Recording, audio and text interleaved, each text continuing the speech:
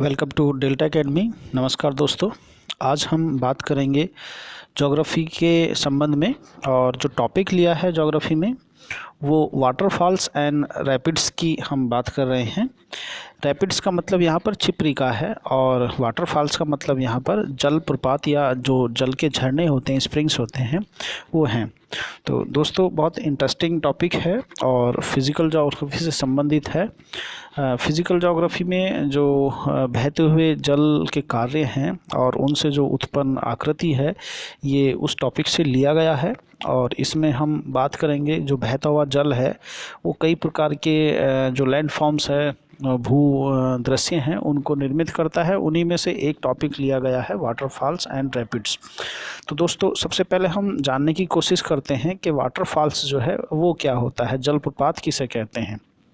तो इसमें हम लोग इस तरीके से इसे डिफ़ाइन करते हैं कि जब किसी जगह पर जो नदियाँ होती हैं उनका जल ऊंचाई से कहीं खड़े ढाल के रूप में या क्लिफ के ऊपरी भाग से नीचे की ओर जब गिरता है तो उसे जो है जलप्रपात या वाटरफॉल्स के रूप में हम जानते हैं। और इस तरह की जो स्थिति उस समय आती है जब नदियाँ के जो मार्ग होते हैं वो कठोर और मुलायम चट्टानों की जो परतें होती हैं, या तो वो क्षैतिज अवस्था में मिलती हैं या फिर लंबवत अवस्था में मिलती हैं।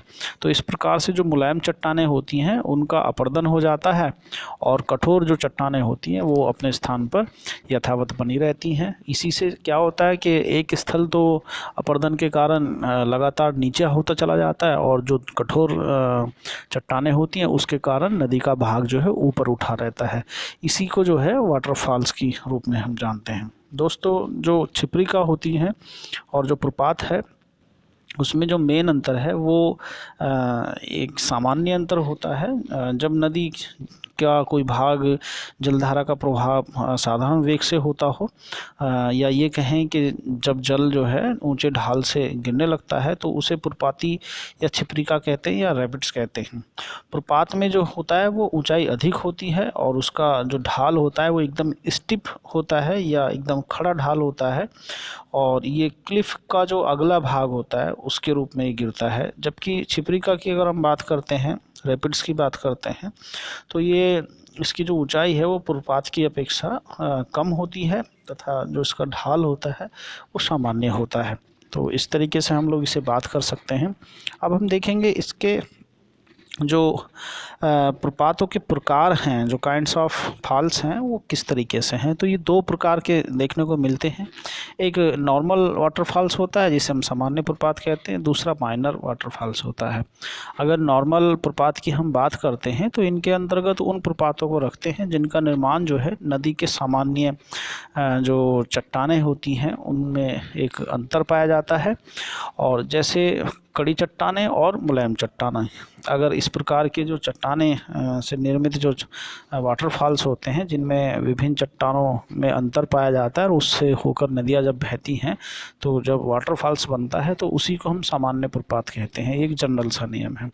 जबकि अगर हम माइनर वाटरफॉल्स की बात करते हैं तो ये तब होता है जब नदियों में जो है कोई अव्यवस्था उत्पन्न हो जाए या कोई अचानक से ऐसी घटना घटित हो, या फिर कोई नदियों का चक्र जो है उसमें कोई इस प्रकार का व्यवधान उपस्थित हो जाए जिससे जो ढाल हैं नदियों के बहने वाले उनमें अंतर आ जाए। तो इस प्रकार से जो निर्मित होते हैं वाटरफॉल्स वो हमारे माइनर वाटरफॉल्स या गौण प्रपात कहलाते हैं। नदियों के मार्ग में व्यवधान जो है कई तरीके से हो सकता है। इनमें से दो कारण मुख्य हैं। जैसे अंतर्जात बल, जो एंडोजेनेटिक फोर्स होते हैं, उनके लिए मान लो कि कोई स्थल खंड है, उसका जो है अपलिफ्टमेंट या फिर वो डाउनवर्ड जा रहा है, यानी कि उसका उत्थान और अवतलन हो रहा है। तो सागर की तल में वृद्धि या फिर उसकी कमी से क्या होता है, नदियाँ जो हैं वो उनका जो चट्टानें हैं वो ऊंची हो जाती हैं और नदियों का कटाव जो है ढालों का निर्माण करती है इस रूप में। तो फलस्वरूप जो है प्रपात या फिर जो रैपिड्स होती हैं, जो छिपरिकाएँ होती हैं, उनका निर्माण बनता है।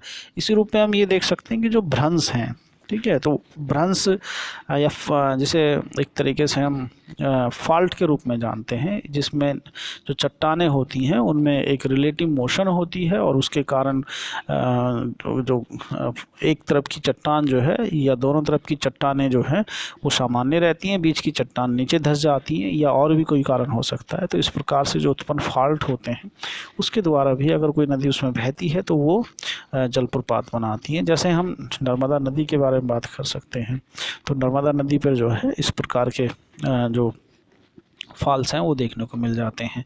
दोस्तों इसी प्रकार से हम अगर बात करें, जैसे भारत की बात करते हैं, तो भारत में बहुत ऊंचे वो नहीं मिलते हैं, बल्कि हम ये कह सकते हैं कि इसमें जो है जैसे रीवा का पठार है तो उस पर कुछ वो पाए जाते हैं, या जैसे उसमें रीवा के पठार में जो टोंस नदी है उसमें पुरवा प्रपात है, या बीहर एक नदी है उस पर चचाई प्रपात है, या महानदी का केवटी प्रपात है। इसी तरीके से जो बेलन नदी है जो इलाहाबाद तक जाती है, तो उस पर जो ये बेलन नदी की एक सहायक नदी है ओडा, तो उस पर ओडा प्रपात पाया जाता है। इसी तरीके से रोहतास का जो पठार है उसमें कर्मनाथ सा नदी पर देवदरी प्रपात बना हुआ है। तो और भी आप लोग नाम ले सकते हैं, जैसे गौपथ नदी पर ओखरियन प्रपात है, या सारावती नदी पर जो है जोग प्रपात है, ठीक है, या कुंचिकुल है जो बाराकर नदी पर बना हुआ है। तो इस प्रकार से हम और भी प्रपातों की बात कर सकते हैं। कुंचिकल जो है भारत का सबसे ऊंचा जलप्रपात है, तो आप इसे नोट कर सकते हैं। अब हम आगे देखेंगे कि इसके जो प्रपातों की जो उत्पत्ति है वो किस प्रकार से हुई है। तो प्रपातों की उत्पत्ति में कई सारे जो सामान्य से नियम हैं उसे हम बना सकते हैं। जैसे चट्टानों की कठोरता में अगर अंतर आए, एक तरफ सॉफ्ट चट्टान हो और उसके नीचे या उसके साइड में जो है कठोर चट्टान हो, तो इस प्रकार से जो है वो बन सकते हैं। और इस तरीके से बनने वाले जो वो होते हैं, या तो क्या होगा, चट्टान का जो लेवल है वो जो उसका मुहाना ओरिजिन है नदी का उसकी ओर को झुका होगा। तो इससे क्या होगा, जब नदी फ्लो कर रही होगी तो वो एक कठोर चट्टान के ऊपर से गिरेगी, जिससे क्लिफ बन जाती है। तो या फिर इसके उल्टा हो सकता है कि जब चट्टानों का जो लेवल है वो अर्थ के सरफेस कॉन्टेक्स्ट में, और उसका जहाँ पर वो गिर रही है मोहाना माउथ की तरफ हो, तो इस कंडीशन पर जो है चट्टान बहुत तेज़ी से गिरती है, नदियाँ बहुत तेज़ी से गिरती हैं चट्टानों से बहती हुई, और जब कठोर चट्टान आती है तो उसका अपर्दन नहीं कर पाती हैं। तो इस तरीके से भी फॉल्स बन जाते हैं। या जब चट्टानों की परतें जो है हॉरिजॉन्टली एक दूसरे के ऊपर रखी हों, तो वो क्या करती है, लगातार जो सॉफ्ट चट्टानें होती हैं उसे तोड़ती चली जाती हैं और नीचे नदी होती चली जाती हैं। तो इसे भी हम देख सकते हैं। इस प्रकार की चट्टानें जो हैं, जैसे डोलामाइट वाली या सैल, या जिसे हम अवसादी चट्टानें कहते हैं, उसमें जब नदियाँ बहती हैं तो इस प्रकार के वो दिख जाते हैं। इसी तरीके से और भी हम कारण ले सकते हैं। जब चट्टानों की परतें मान लो लंबवत हों, एक पिलर की तरह खड़ी हों, तो जो सॉफ्ट चट्टानें होती हैं वो अगर आगे आ जाए तो वो लगातार घिसती चली जाएंगी, और जो हार्ड चट्टानें वो पीछे रहती हैं। तो इस तरीके से जो है एक वाटरफॉल्स का निर्माण हो सकता है। तो इसमें और भी हम जैसे फॉल्ट्स है, फॉल्ट्स के कारण चट्टानों का एक निर्माण होता है, तो ऐसे भी हम बात कर सकते हैं। तो fall due to a hanging valley of a stream, इस तरीके से भी एक बात की जा सकती है कि जो नदी है उसकी लटकती अगर कोई घाटी वाला कोई प्रपात हो तो वो कैसा बनेगा। तो इसमें जैसे हम बात कर सकते हैं, जो वेव जब बनती हैं क्लिफ पर, तो उस समय पर ये वेव जनित या फिर वेव तरंग जनित जो क्लिफ होती हैं उसका प्रपात कहलाता है। या जो फॉल्ट के स्कार्प हैं, जो फॉल्ट के कगार हैं, उस पर भी इस प्रकार से वो बन सकते हैं।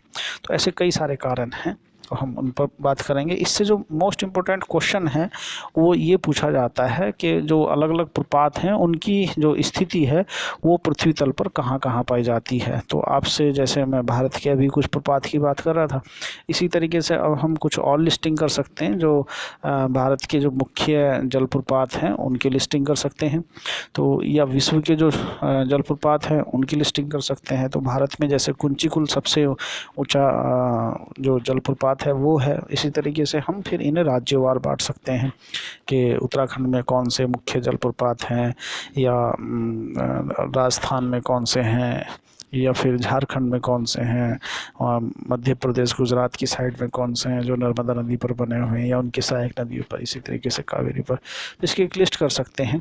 तो दोस्तों अब हम बात करेंगे कि जो विश्व है वर्ल्ड लेवल पर, तो विश्व के जो मुख्य जलप्रपात हैं वो कौन कौन से हैं। तो सबसे ऊंचे जलप्रपातों में एंजल प्रपात का नाम आता है और ये वेनेजुएला में स्थित है। इसके बाद जो ब्राउनी प्रपात है वो न्यूजीलैंड का है।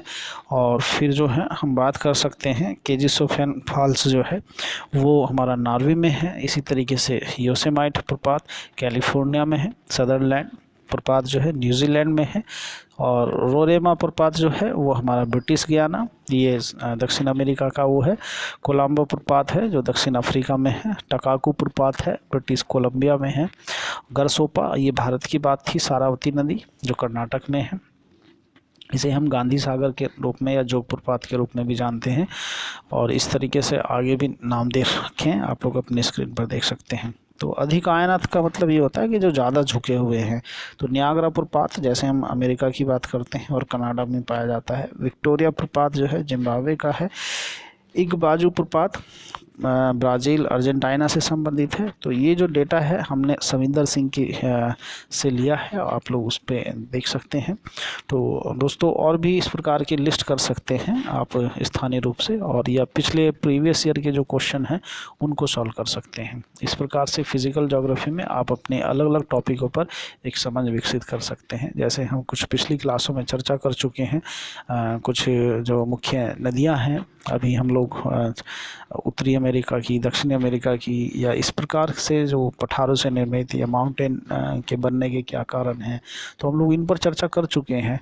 आप लोग जो है भारत जो विश्व में मुख्य मुख्य चट्टाने पर्वत हैं वो कौन कौन से हैं उनको मैपिंग कर सकते हैं और अपनी मैप को दुरुस्त कर सकते हैं। हम भी कोशिश करेंगे कि आने वाली जो क्लासें होंगी वो इस प्रकार की मैपिंग से और संबंधित हो। तो दोस्तों आज इतना ही रखेंगे और अगली फिर एक पुनः रोचक जानकारी के साथ दोबारा से मिलते हैं। तब तक के लिए बाय बाय, टेक केयर।